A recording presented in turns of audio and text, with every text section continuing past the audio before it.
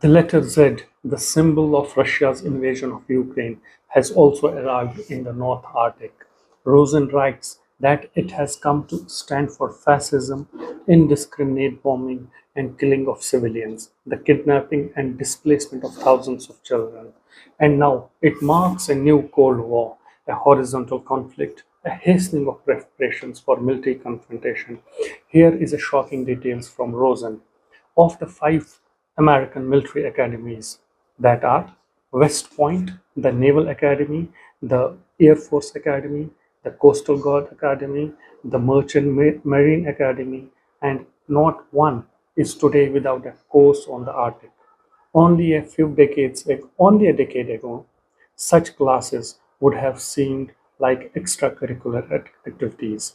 America is learning to fight in the Arctic, while Russia is already battle ready. Rosen summarizes the three mega drives of Arctic conflict: increased access due to the climate change, foreign direct investment, and technology innovations. The conversion is creating a storm of stretch jostling. The United States sees the Arctic as a problem to manage. Russia and China see it as a future to conquer.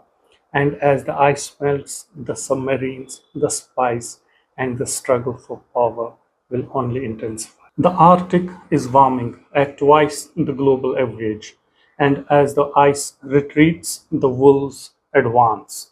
Kenneth R. Rosen's Polar War, subtitled Submarines, Spies, and the Struggle for Power in a Melting Arctic, documents a terrifying reality.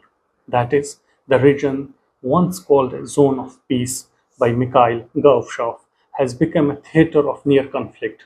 Russian spies, nuclear submarines colliding beneath the ice, undersea communication cables severed at night, sabotaged gas pipelines. This is not a science fiction, this is Arctic today.